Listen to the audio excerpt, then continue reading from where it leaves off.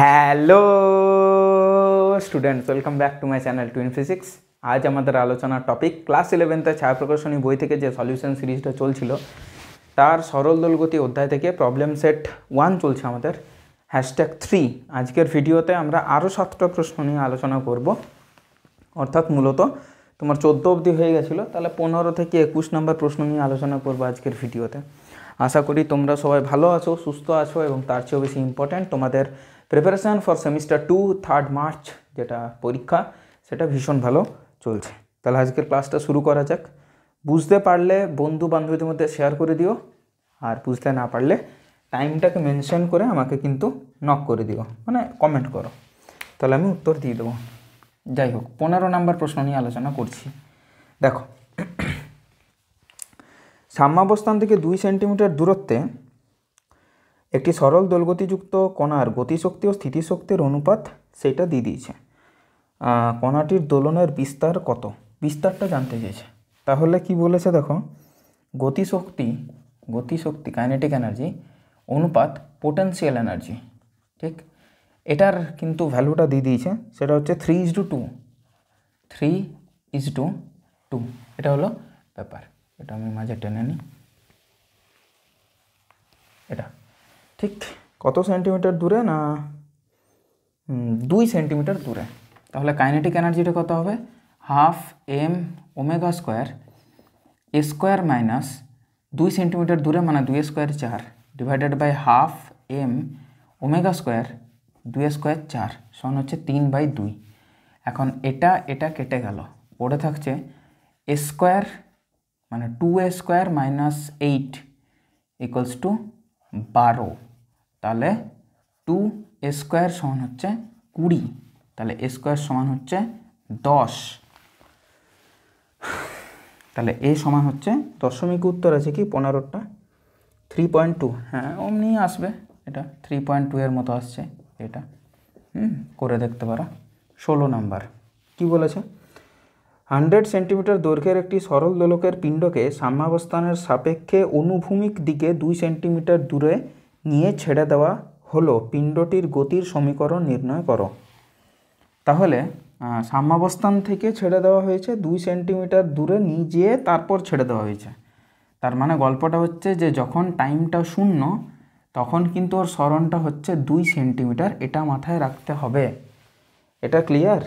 2 centimetre, ঠিক আছে। এবার ওর যে লেন্থটা সেটা 100 সেন্টিমিটার, লেন্থটা হচ্ছে 100 সেন্টিমিটার।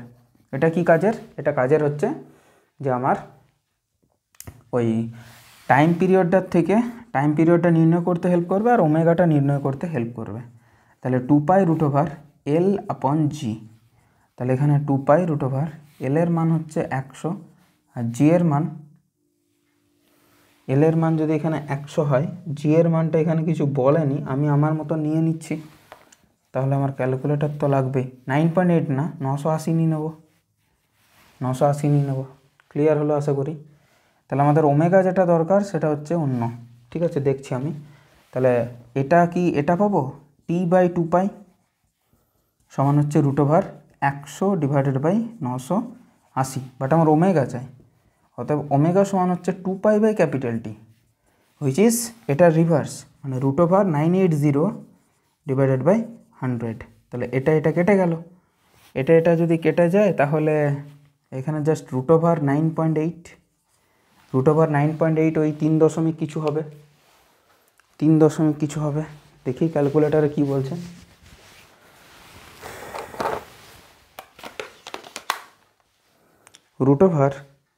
ওই 9.8 এটা আসছে 3.13, এটা আসছে 3.13।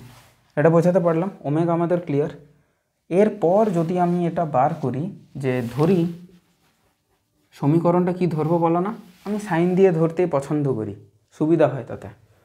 তাহলে ধরি সমীকরণটা হচ্ছে x = a sin ωt plus কিছু একটা ফাই, কারণ আমি জানি না যে ওর দশাটা ঠিক কত বা প্রারম্ভিক দশাটা ঠিক কত। তাহলে যখন হোয়েন এইটা আমি কিন্তু জানি যে হোয়েন t = 0 তখন কিন্তু এক্সটা বাবা 2 সেন্টিমিটার হতে হবে, এটা যেন মাথায় থাকে।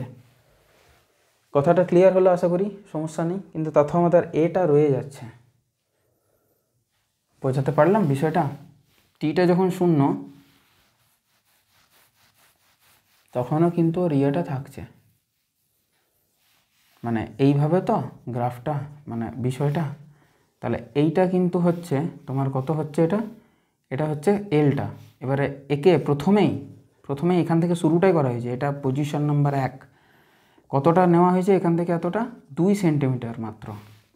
কথাটা ক্লিয়ার হয়েছে? 2 সেন্টিমিটার ধরে টেনে ছেড়ে দিয়েছে। ও তাহলে এক্সেসটা, শুধু এক্সটাই 2 সেন্টিমিটার না, তার সাথে এটাও 2 সেন্টিমিটার বলা ভালো। মানে এটাই ওর কিন্তু বিস্তার। কেন বলো না? ওকে টেনে যদি ছেড়ে দেওয়া হয়, অবভিয়াসলি ও তার চেয়ে কম ডিস্টেন্সে তো ট্রাভেল করবে। এরপর আমি একটা জিনিসকে এত দূর ধরে ছেড়ে দিলাম, তারপর এটা যে দুলবে, এই দোলনটা নিশ্চয়ই যতটা টেনে ছেড়েছি তাকে ক্রস করবে না। কথাটা ক্লিয়ার হলো? তাহলে সেটাই ম্যাক্সিমাম ডিস্টেন্স, হুইচ ইজ বিস্তার। আচ্ছা, বোঝা গেল? তাহলে টিটা যখন শূন্য তখন এটার এটা, তাহলে তখন এক্সটাই এ।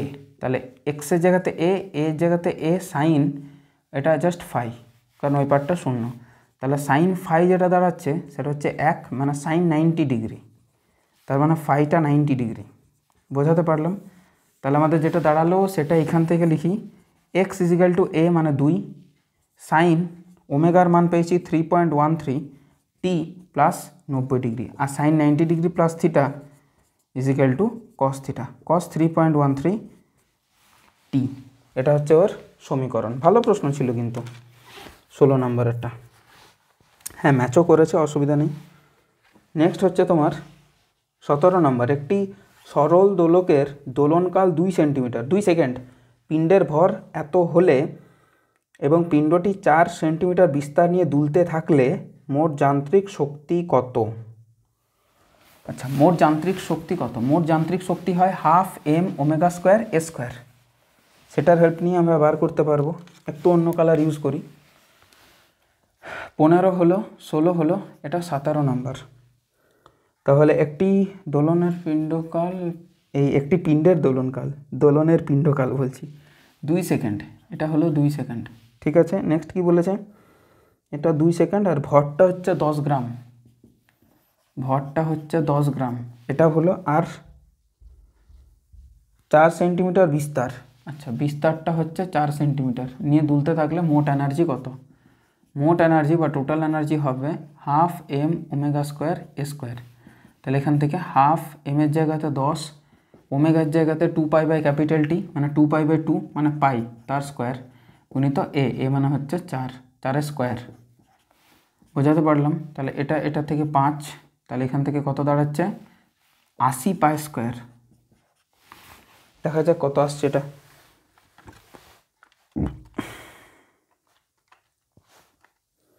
789.56। তো 790 ধরেছে অ্যাপ্রক্সিমেটলি, 790 আর্ক। বোঝাতে পারলাম? 18 নম্বর একটাও ভালো প্রশ্ন দিয়েছে। একটি ভরহীন স্থিতিস্থাপক স্প্রিংয়ের নিচে M ভর ঝোলালে পর্যায়কাল যা হয় কত হয়? ধরছি 2π√M বাই স্প্রিংয়ের বল ধ্রুবক। এবার দ্বিতীয় ক্ষেত্রে যেটা হচ্ছে পর্যায়কাল, সেটা হচ্ছে √M এর সাথে একটা ছোট হাতের এমও কিন্তু দিয়েছে, এবং নতুন যে পর্যায়কালটা এলো সেটা পুরনো নাকি n গুণ। কথাটা ক্লিয়ার হলো? এবার যদি এটাকে স্কোয়ার করি, n²t² ইজিক্যাল টু এই পাশে হয়ে যাবে 4π² M plus m divided by k। এবারে n²টাকে রেখে দাও, t² জায়গাতে এই জিনিসটা স্কোয়ার নিয়ে নাও, which is 4π² M by k সমান হচ্ছে 4π² M plus m by k। কেটে গেল, 4π² কেটে গেল, পড়ে থাকছে এই পাশে n² আর ওই পাশে M plus m by M সমান 1 প্লাস m বাই M। জানতে চেয়েছে m আর M এর অনুপাত। ঠিক আছে, তাহলে m বাই M এটা হয়ে যাচ্ছে n² - 1। তাহলে অনুপাতটা কত দাঁড়ালো? ছোট হাতের m অনুপাত বড় হাতের m সমান n² - 1 অনুপাত 1। না, উল্টো বলছে কিন্তু, ছোট হাতের m বাই বড় হাতের m। আমি তো তাই করলাম, অসুবিধা তো কিছু নেই। ছোট হাতের m বাই বড় হাতের mই তো করলাম। m বাই k এন গুণ হয়ে যায় না এন ভাগ হয়ে যায়, মাস বাড়লে তো বাড়ারই কথা। হ্যাঁ, তাহলে ছোটো হাতের এম বাই বড়ো হাতের N, N square minus one, এটা তো হচ্ছে না, মিলছে না তো।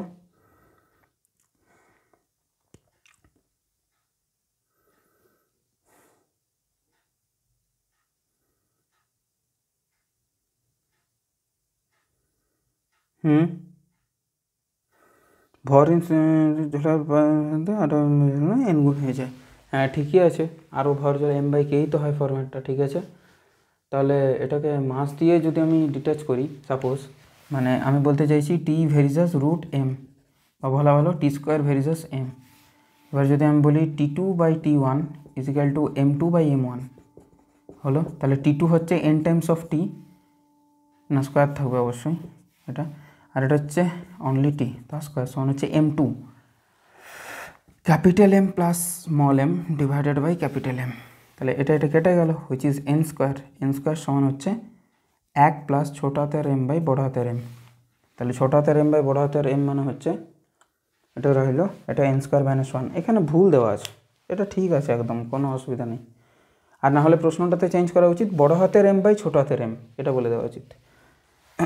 এখানে বলেই দিয়েছে যেখানে ছোটো হাতের এম ও ক্যাপিটাল এমের অনুপাত। না, আমারটা ভুল নেই, উত্তরটাই ভুল দেওয়া আছে। আর উত্তর যে ছায়াপ্রকাশনীতে কতটা ভুল থাকে সেগুলো আর নতুন করে বলার মতো কিছু নেই, শুধুমাত্র ভিডিওটার লেন্থ বড় হওয়া। আর তোমরাই বলবে স্যার ভিউজের জন্য করছে হয়তো, তো জিনিসগুলোকে তুলে ধরাও তো দরকার, কাউকে তো একটা বলতে হবে। 19 নাম্বার দেখো, 19, 20, 21 আর 3টে প্রশ্ন আছে। 19 নম্বরেরটা বলেছে 60 সেন্টিমিটার দৈর্ঘ্য বিশিষ্ট একটি দোলকের পর্যায়কাল কত। তাহলে T equal to 2 pi root over 60 centimetre divided by 980 হয়ে গেল। দেখো কত আসছে, 60 বাই 980 তার রুট নিলাম গুণিত 2 গুণিত পাই। অনেকেই প্রশ্ন করছো যে স্যার ক্যালকুলেটর তো অ্যালাউ নেই, আপনি অ্যালাউ কেন করছেন। ক্যালকুলেটর পরীক্ষার হলে অ্যালাউ যেমন নেই, তেমন এই প্রশ্নগুলোও দেবে না, যেগুলো করা যাবে সেইগুলোই দেবে, ডোন্ট ওয়ারি। দেয়ার বাবা এককে ভুল, কি মুশকিল। পর্যায়কাল কত বলেছে, 1.55 সেন্টিমিটার, মানে কি মুশকিল, মানে হাসিও পাই।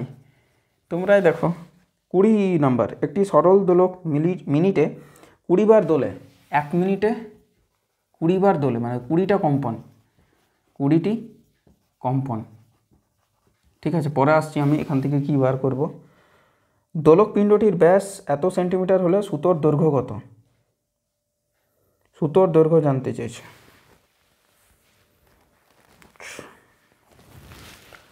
মানে টি equal to 2 pi root over L plus আর হয় না ডিভাইডেড বাই জি, এই বিষয়টা কি জানি না, এখানে এলটা জানি না শুধু, বাকি রেডিয়াসটাও জানি আমি, আর টিটা বার করবো এইখান থেকে। ব্যাসটা জানি, ব্যাসার্ধ নিয়ে নেবো 3.28 অর্ধেক। সুতোর দৈর্ঘ্য বার করব, ঠিক আছে। তাহলে দেখো এখান থেকে টি চাই আমার, মানে 20টি ফুল অসিলেশনের জন্য প্রয়োজনীয় সময় কত, 60 সেকেন্ড। তাহলে একটি কম্পনের জন্য, মানে একটি পূর্ণ অসিলেশনের জন্য কত লাগবে, 3 সেকেন্ড। মানে 3 সেকেন্ডটা হচ্ছে কিন্তু ওর কি, 3 সেকেন্ডটা হচ্ছে কিন্তু ওর পর্যায়কাল। তাহলে সমস্ত জিনিসটাই জানলাম। তাহলে টি স্কোয়ার করো, 4 পাই স্কোয়ার করো, তার সাথে করো তুমি এখানে জি এর মানটা পরে করছি, এল এর মান জানি না, রেডিয়াসটা করবে ওইটার অর্ধেক, 3.28 অর্ধেক, 3.28 ডিভাইডেড বাই 2, 1.64। জিটা কি মান দিয়েছে 20 নম্বরেরটাতে, জি দেয়নি, তাহলে আমি সিজিএসে যেটা নিয়ম সেটা বসাবো 980। ক্লিয়ার হয়ে গেছে আশা করি, কোনো সমস্যা নেই। এবারে টি এর মান বসাবো, টি স্কোয়ার মানে 3 স্কোয়ার মানে 9 হয়ে গেছে, হলো সমান হচ্ছে 4 pi square L plus 1.64 divided by 980। তাহলে এখান থেকে যদি আমি নির্ণয় করি তাহলে কত দাঁড়াবে, যে L plus 1.64 equal to 9 into 980 divided by 4 pi square. তাহলে এটা করি আপাতত, 9 into 980 okay divided by 4 divided by pi তার স্কোয়ার করলাম, তার সাথে আমি বিয়োগ করব 1.64, আমার আসছে 221.77 সেন্টিমিটার, মানে অলমোস্ট ইকুয়ালস টু 222 সেন্টিমিটার। এটা হলো ব্যাপার। 21 নম্বর, একটি সরল দোলগতি সম্পন্ন বস্তুকণার পর্যায়কাল 8 সেকেন্ড। বেশ, সাম্যাবস্থান থেকে কত সময় পর গতিশক্তি আর স্থিতিশক্তি উভয়ই অর্ধেক হয়ে যাবে? এই প্রশ্নটা কিন্তু ভালো, আর দুটো অ্যাপ্রোচ দিয়ে করা যাবে। একটা হচ্ছে যে গতিশক্তি আর স্থিতিশক্তি কখন ইকুয়াল হয়ে যাবে কোন সময়টাতে, এটা নির্ণয় করতে পারো চাইলে। আর না হলে আমরা জানি ডিস্টেন্সটা জানি। দেখো তোমরা এটা মনে পড়ছে যে এক্স ইজিক্যাল টু যদি a/√2 হয়, তাতে সেটা পজিটিভ হোক বা নেগেটিভ হোক, সেইখানে নাকি potential energy equal to kinetic energy হয়ে যায়। নিশ্চয়ই তাই। এখান থেকে করতে পারো, এটা একটা অ্যাপ্রোচ। #1 লিখে রাখো, #1, এটা একটা অ্যাপ্রোচ। তাহলে এটা থেকে কিভাবে করব? দেখো, পোটেনশিয়াল এনার্জি হয় 12 m² x², কাইনেটিক এনার্জি হবে 12 m² a² - x²। এক্সের জায়গাতে মানগুলো বসিয়ে দিলে লাভ হবে না, লাভ হবে না, সময় চাই আমার, সময় জানতে চেয়েছে। আচ্ছা, তাহলে ইন্ডিভিজুয়ালি বার করে নিলেও হয়, তা করে নিলেও হয়, ঠিক আছে। ইন্ডিভিজুয়ালি যদি আমি বার করে নিই তাহলেও হয়ে যাবে। ডিডিটিং হচ্ছে না নাকি? একটা কাজ করতে পারো, ধরতেই পারো x equal to a sin ω t, ঠিক আছে। তাহলে সেখান থেকে যদি আমি পোটেনশিয়াল এনার্জিতে আসি, পোটেনশিয়াল এনার্জিতে এলে সেটা হবে 12 m² x², মানে হচ্ছে দিস, অবশ্যই তাই। কথাটা বোঝাতে পারলাম আমি, আশা করি কোনো সমস্যা নেই।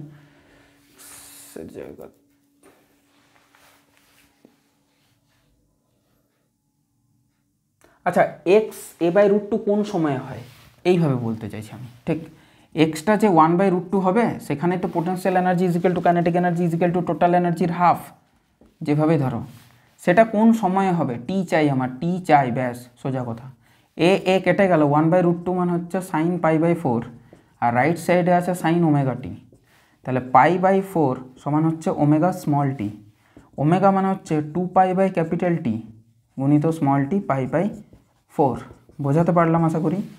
এবার ক্যাপিটাল টিটা 8 সেকেন্ড দিয়ে দিয়েছে, তো हम क्या करेंगे, π/4 ইজিক্যাল টু 2π/8 গুণিত টি। এটা কাটলে 4, π/4 কেটে গেল, টি ইজিক্যাল টু 1 সেকেন্ড। অর্থাৎ ঠিক 1 সেকেন্ড পরে কাইনেটিক এনার্জি আর পোটেনশিয়াল এনার্জি সেম হয়ে যাবে, বা টোটাল এনার্জির আধা হয়ে যাবে, যেভাবেই তুমি জিনিসটাকে দেখো না কেন। এটা একটা অ্যাপ্রোচ হতে পারে। আর আরেকটা অ্যাপ্রোচ না হলে হতে পারে যে সময়টা চাও, তাহলে সময়টা যদি বার করতে চাও, তাহলে বিষয়টা দাঁড়াচ্ছে তোমাকে ওইটা পুট করতে হবে যে টোটাল এনার্জি হচ্ছে 12 m² a², তো তার অর্ধেক হয়ে যাবে কত না 12 m² x², মিনস কত, a² sin² ω t, a² sin² ω t, মানে পোটেনশিয়াল এনার্জিটা কত হবে, at T equal to how much টাইমে পোটেনশিয়াল এনার্জিটা টোটাল এনার্জির আধা হবে। করে দিয়েছি 12 m² a²টাকেই কেটে দাও, 12 m² a²টাকেই কেটে দাও, কেটে দিলাম। তাহলে 1 2 হয়ে গেল, সমান হচ্ছে sin² ω t হলো, উভয় পক্ষকে √ওভার নাও, 1/√2 মানে হচ্ছে sin ω t, বাকিটা এখান থেকে সেম। এই তো এইখান থেকে, বাকিটা এখান থেকে সেম, ব্যাস। এটা হয়ে গেল #2, 2 নম্বর প্রসেস। তাহলে একটা পজিশানটা জেনে নিয়ে করা, একটা পজিশনের হেল্প না নিয়ে করা, এই দুটোভাবেই কিন্তু অঙ্কটা সলভ করতেই পারো, কোনো সমস্যা নেই। আশা করি বুঝতে কোনো সমস্যা হয়নি। দেখা হবে নেক্সট ভিডিওতে, যেখানে আমরা 22 থেকে 28 লাস্ট 7টা প্রশ্ন নিয়ে আলোচনা করব, অর্থাৎ #4। টিল দেন পড়াশোনা করতে থাকো, ভালো থাকো, সুস্থ থাকো, টেক কেয়ার, বাই।